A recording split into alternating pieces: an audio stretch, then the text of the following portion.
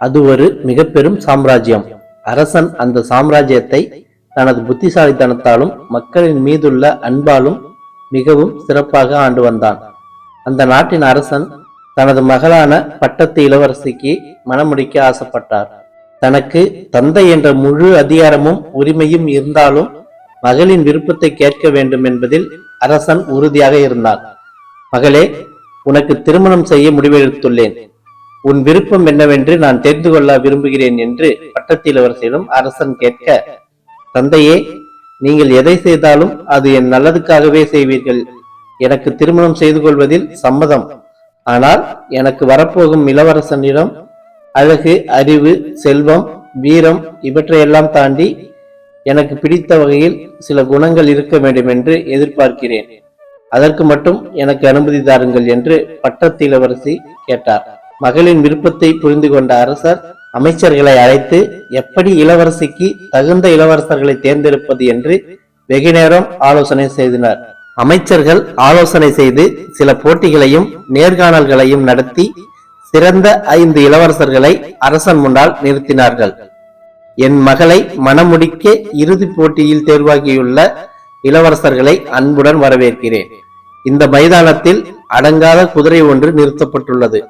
அதை அடக்கி யார் இளவரசியை குதிரையின் மீது அமர வைத்து 3 முறை அரண்மனையை வலம் வருகிறார்களோ அவர்களுக்கே இளவரசியை மணம் முடிக்கும் உரிமை உள்ளது. ஒவ்வொரு இளவரசனுக்கும் 1 மணி நேரம் கால அவகாசம் வழங்கப்படும். அத்துடன் இதில் வெற்றி தோல்விகளை தாண்டி என் மகளின் விருப்பமும் இருக்கும் என்பதை மறந்துவிட வேண்டாம் என்று விதிமுறைகளை அறிவித்தார் அரசர். பிறகு அமைச்சர்களை அழைத்த அரசர், இளவரசிக்கு குதிரை என்றாலும் குதிரையில் சவாரி செய்வதும் பயம் என்கிற விஷயத்தை இவர்களுக்கு தெரியாமல் போட்டியை நடத்துங்கள் என்று உத்தரவிட்டார். போட்டி ஆரம்பமானது. முதல் இளவரசர் கட்டுக்கோப்பான உடலுடன் தன் உடல் பலத்தை வைத்து எளிதாக குதிரையை அடக்கிவிட்டார். இளவரசியை குதிரையின் மீது அமர வைத்து அரண்மனையை வலம் வந்து போட்டியில் எளிதாக வெற்றி பெற்றதால் அவனது வீரத்தையும் உடல் பலத்தையும் பார்த்து இளவரசி வெட்கப்பட்டார். அடுத்ததாக 2வது இளவரசன் வந்தார். தன்னுடன் அழைத்து வந்த வேலையாள் ஒருவனை அந்த குதிரையை அடக்குமாறு உத்தரவிட்டான். வேலையாள் குதிரையை அடக்க அதில் இளவரசியை ஏற்றிக்கொண்டு அரண்மனையை வலம் வந்து எளிதாக வெற்றி பெற்றார். இந்த குதிரையை யார் அடக்கினால் என்ன? உன்னை குதிரையில் அமர வைத்து வலம் வர வேண்டும். இதுதானே விதிமுறை. நம்மிடம் பணம் இருக்கும் போது எதற்காக சிரமப்பட வேண்டும்? பணத்தை கொடுத்தால் நம் வேலை எளிதாகும் அல்லவா என்று இளவரசன் கூற, இளவரசியும் சரிதான் என்பதை போல் தலையாட்டினாள். இப்போது 3வது இளவரசன் வந்தான்.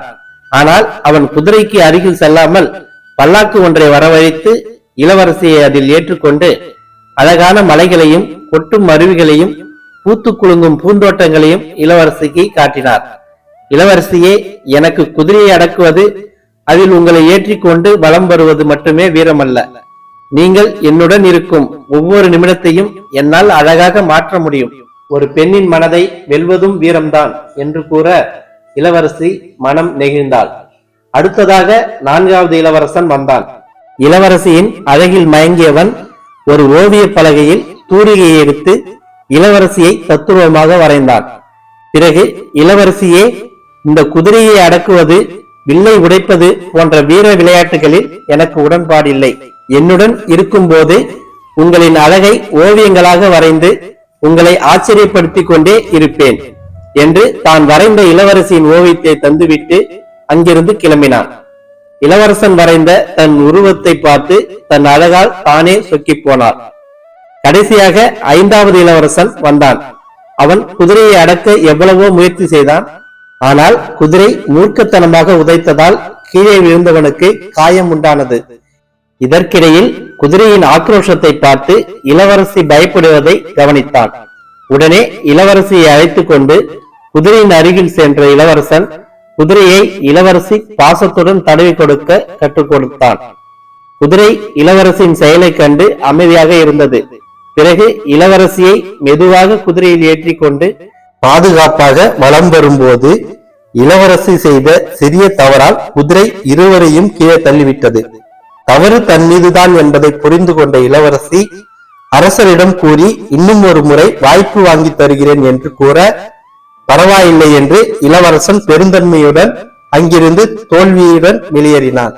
இப்போது மகளை அழைத்த அரசர், இந்த 5 இளவரசர்களில் வெற்றி தோல்விகளை கடந்து உனக்கு பிடித்த குணத்துடன் இருக்கும் யாரை வேண்டுமானாலும் நீ தேர்ந்தெடுக்கலாம் என்று கூற, பட்டத்து இளவரசியோ, வந்திருக்கும் இளவரசர்கள் ஒவ்வொருவரும் ஒவ்வொரு வகையில் சிறந்தவர்களாக இருக்கிறார்கள். என்னால் சரியாக யாரையும் தேர்ந்தெடுக்க முடியவில்லை. நீங்களே எனக்கான சரியான இளவரசரை தேர்ந்தெடுங்கள் என்று தன் தந்தையிடமே பொறுப்பை ஒப்படைத்து விட்டார்.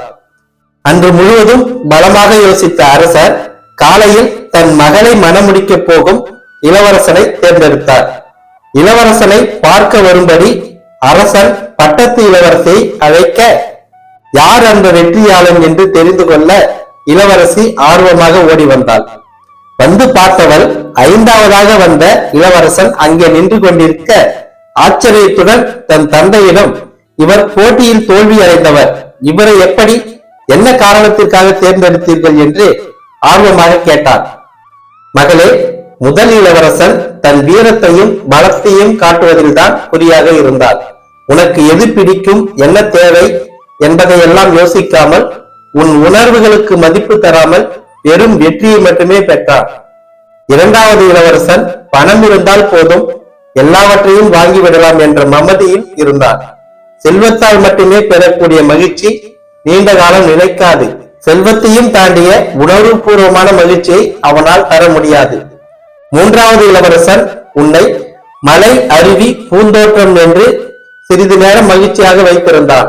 ஆனால் அவனுக்கு கொடுக்கப்பட்ட பிரச்சனைகளை தீர்க்காமல் வேறு சில நிமிட மகிழ்ச்சி நிரந்தரமான மகிழ்ச்சிக்கு உறுதுணையாக இருக்காது. 4வது இளவரசன் கலைகளில் சிறந்தவன். ஆனால் ஒரு நாட்டை ஆளப்போகும் இளவரசன் கலைகளுடன் வீரத்தையும் கொண்டிருக்க வேண்டும். அந்த வகையில் அவன் உனக்கு தகுதியான இளவரசன் இல்லை என்று முடிவானது.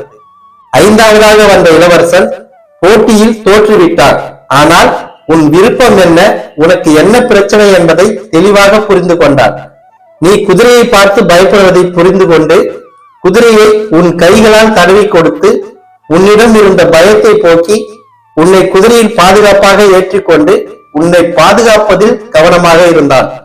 நீ செய்த தவறால் குதிரை இருவரையும் கீழே தள்ளிய போதும் உன் மீது குறை கூறாமல் பெருந்தன்மையுடன் விட்டு கொடுத்தான்.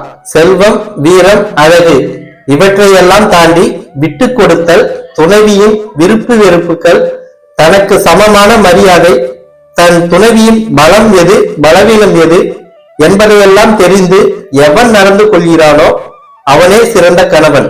அப்படி பார்க்கையில் இவன்தான் உனக்கான சரியான இளவரசன் என்று முடிவெடுத்தேன் என்று அரசர் கூற, பட்டத்து இளவரசி அதை மகிழ்ச்சியுடன் மனதார ஏற்றுக்கொண்டார். உங்களுடன் கடைசி வரை துணையாக வருகின்ற உங்கள் துணைவியின் விருப்பு வெறுப்பு, ஆசை பாசம், கோபதாபங்களை புரிந்து கொண்டு அவர்கள் உங்களின் பாதி என்ற உணர்வுடன் வாழ்ந்து பாருங்கள். பூமியில் சொர்க்கம் இருப்பதை உங்களால் நிச்சயம் உணர முடியும். உங்களிடம் இருக்கும் கோபம், வெறுப்புகளை கொண்டு எதிரிகளை மட்டுமே சம்பாதிக்க முடியும். உங்களுடன் கடைசி வரை துணையாக வருகின்ற உறவு எதிரி இல்லை என்பதை மட்டும் எப்போதும் நினைவில் வைத்துக் கொள்ளுங்கள்.